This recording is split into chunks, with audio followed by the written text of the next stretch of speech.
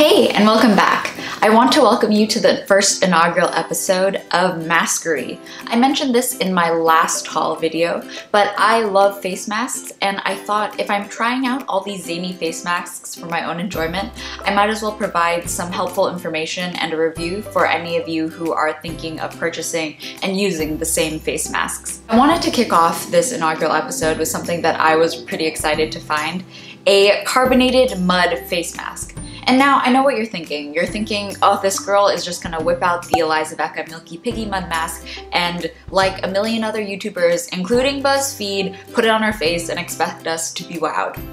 No. I have news for you. It is the Japanese brand Tansan Kakumei's carbonated clay mask, Gas Panic. Now, Gas Panic is actually a terrible name for anything, for, I feel like, obvious reasons.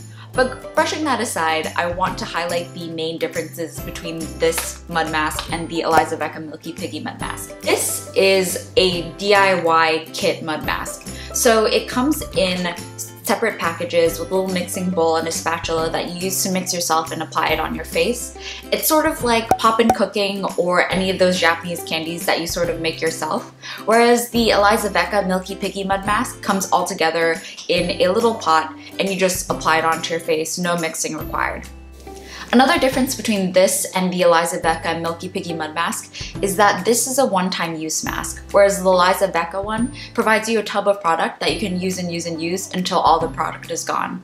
So I purchased the Tansan Kakumei carbonated clay mask from the Uajimaya located in Seattle for $8, and just for my own sort of curiosity and research, I looked up the prices for the Elizavecca Milky Pig mask for comparison, and I've seen the Elizavecca pig mask retail from $6 to $35.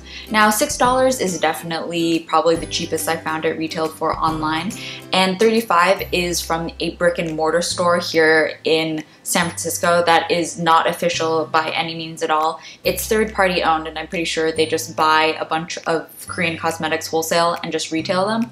So I would definitely recommend in this instance buying this mask online. So getting right into the details of the Tansan Kakumei mask, this is a do-it-yourself mask kit. You are going to be provided all of the mask ingredients and you'll be required to mix it with water yourself to put it on your face. This mask actually has 3 active ingredients. One is Moroccan lava clay to clean out the impurities on your face and really dry up any oil or problems or like active acne that you may have. Sodium bicarbonate to provide the carbonation, and a mix of essential fruit and herb oils to, add added benefits to the skin. There's aloe in here, there's apple extract in here, there's grapefruit and orange in here, and I'll actually have a full list of the ingredients down in the information box below if you're curious. So one of the dangers of using a Korean, Japanese, or Chinese product when you don't understand the language is comprehending the instructions. So I was a little worried because, if your face skin is on the line, you don't want to leave something on your face for 20 minutes when it's only supposed to be left on for 5. But I was quickly reassured by the packaging on the back, because not only does it provide photo instructions, there's also a English translation on the back that was pasted on by Uajimaya, so I'm pretty happy about that. And it's very clear what you're supposed to do from the written instructions and the photographic instructions. So one thing is that I really personally made the assumption that this mask is meant to purify and clean the skin. Just from the ingredient analysis, the Moroccan lava clay, the aloe, and other skin-soothing ingredients, I definitely feel that this is for, oily and acne-prone skin. That is one thing that the English translation didn't mention, what skin this is specifically for. So I think that covers all the basics of this mask going into it. I want to take you over to the demo and my experiences with it now. So this is my bare face. Please try not to be horrified. Most of the problems with my skin are results of a battle with acne that I suffered for about a decade. So the things that I'm concerned with are acne scarring and some hyperpigmentation where I've had some recent, more controlled breakouts. Recently, I've been using a skin regime that's made my skin behave a little bit more, so I thought it was a good opportunity to try out this carbonated mud mask. So this kit contains a packet of a Sparkling Gorgeous mud mask, a discount coupon or link to their website, and a part B, a spatula, and a little cup. The cup is demarcated to where you're supposed to fill it up with water, and there's a line here as well just to help you out. So I'm just going to fill that up in the sink over here. So I filled up this water, and it says add powder A and mix until it gets smooth. 14 cc is ideal water amount. The ingredients should be quite still after mixed. So I'm going to take packet A right here and then shake it a little to get the contents settled at the bottom. So powder A is one of the active ingredients of the mask. It is the Moroccan lava clay, and I'm just going to pour it here into the water.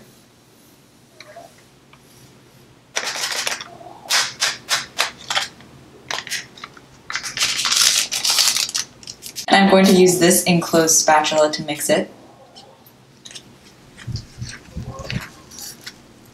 Even though this is a carbonated mask, part A is not supposed to be carbonated. So you're supposed to mix this until everything is dissolved in the water and quite smooth.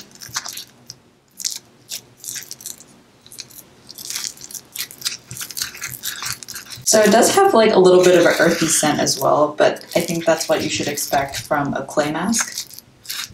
And hopefully the squelching isn't too disgusting because I'm holding it quite close to the mic.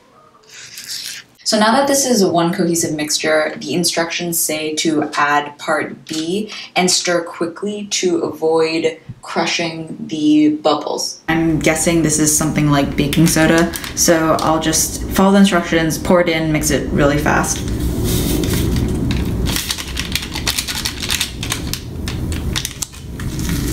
Oh man, you can hear it start to carbonate. Oh, whoa, whoa, whoa.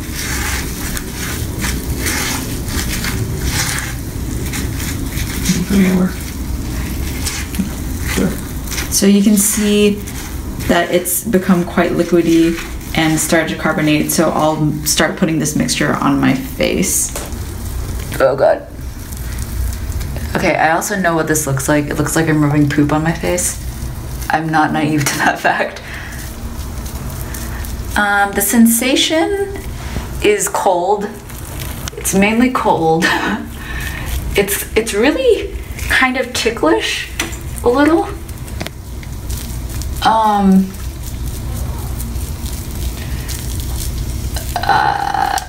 Oh god. This is pretty messy. I had like a feeling it'd be super messy since it has like that like do-it-yourself aspect when you're mixing it, and I feel like it's falling all on my face. Oh god. And you'll notice that the kit says to avoid your eyes and mouth, so I will be doing that. I'll be avoiding my... Oh no.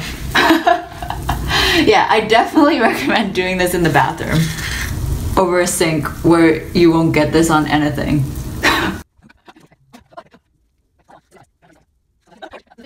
So the bowl's empty.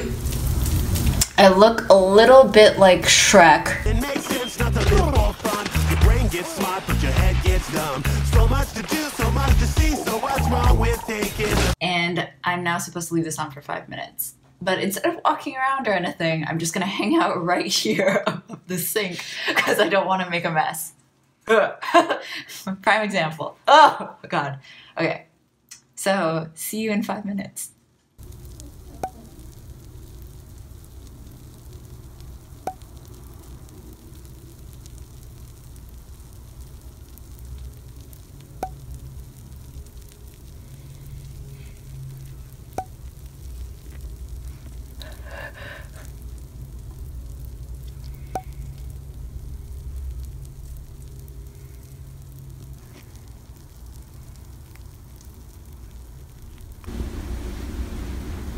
Why hello, I didn't see you there. Do you like my new look? But actually, for serious, it's been 5 minutes and I'm kind of ready to get it off my face. 5 minutes is actually pretty short for a face mask. The bubbling died down after maybe the first 3 to 4 minutes. Like in the last minute it's been kind of calm, but I still hear like a little bit of crackling, but it's not as ticklish as before. This is a really messy mask. I've gotten like all over myself in like an effort to like stop things from falling, and like the rest of the mask is in the sink, and let me tell you, it does not look appetizing at all. Not that mask should be appetizing, but it definitely looks like more poop has gone in here. So I'm just gonna wash this mask off now, and I'm gonna tell you how I feel.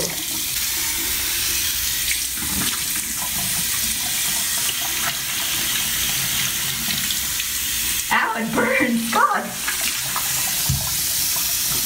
What?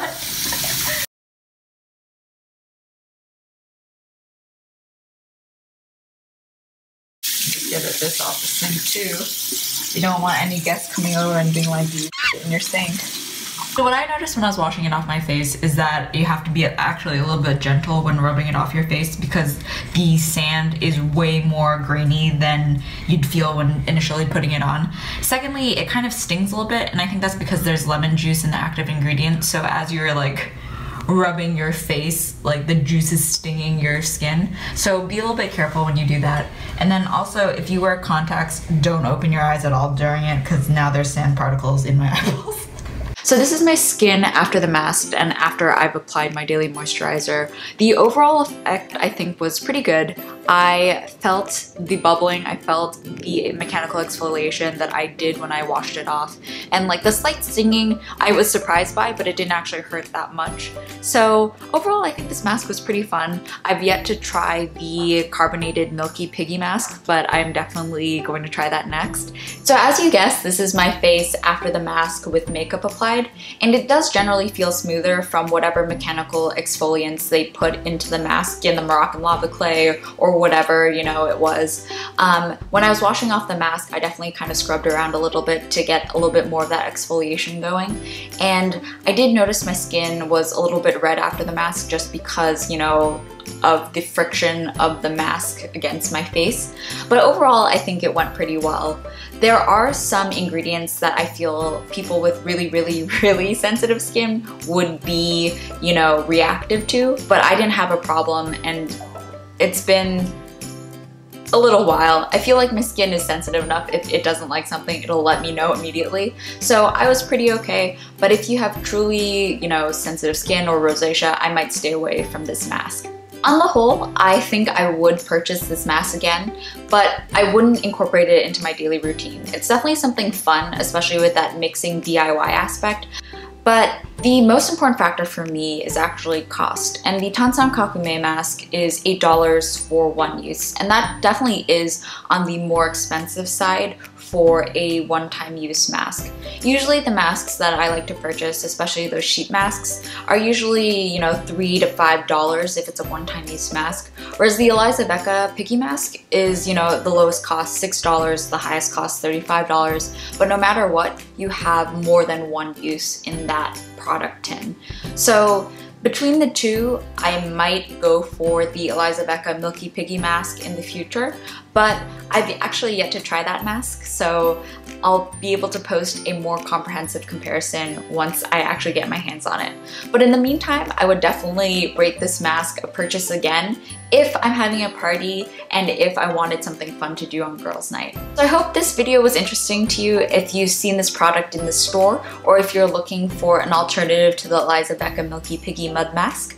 And if you're interested in the product, I'll try and find a place you can purchase it and put it in the information box below. And please leave a comment on any masks that you'd like me to try. So thank you so much for watching, and I hope you have a great day. Bye! It's a cool place, and they say it gets colder. You hold up now, wait till you get older, but the media